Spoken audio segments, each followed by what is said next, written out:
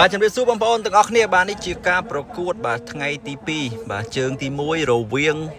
ទូកដែលមានឈ្មោះថាបុប្ផាសួស្ដីធិបតីតេជះបាទទូកនេះស្ថិតនៅខ្សែទឹកខាងក្រៅបាទទូកនេះអញ្ជើញមកពីបាទវត្តបុប្ផាសួស្ដីបាទឃុំព្រែកកុយបាទស្រុកកងមាសខេត្តកំពង់ចាមបាទចំណែកខ្សែទឹកខាងក្នុងនោះគឺជាទូកដែលមានឈ្មោះថាបារមីឯកមានជ័យបាទទូកនេះគឺមកពីវត្តពីមតាឯកបាទក្រុងអរិយខ្សាត់ខេត្តកណ្ដាលបាទឥឡូវយើងឃើញថាជើងទី1នេះបាទល្អណាស់បាទខ្សែទឹកខាងក្រៅគឺបុប្ផាសួស្ដីធិបតីតេជះបាទគោរពផ្ញើជូនលោកពូសានជាងបាទខ្ញុំចាំបានថាគាត់ជាអ្នកបញ្ជាក្បាលទុកបាទ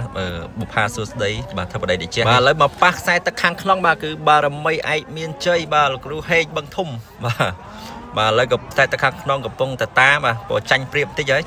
បាទចាញ់ទៅលើបាទបុប្ផាសួស្ដីធិបតីតេជះ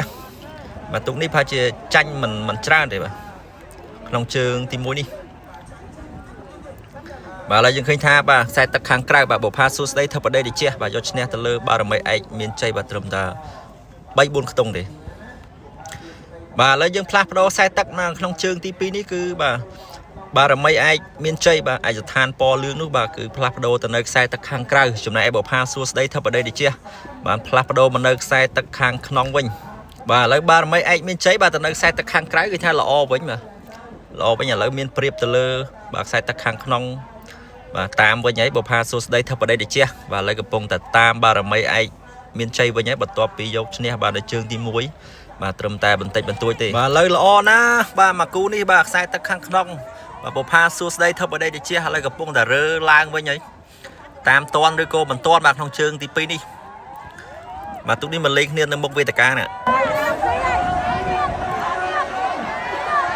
អត់តន់ទេបាទឥឡូវឃើញថាខ្សែទឹកខាងក្រៅបាទបារមីឯកមានជ័យបាទយកឈ្នះមួយជើងវិញបាទទៅលើបុប្ផាសួស្ដីធិបតីតេជះ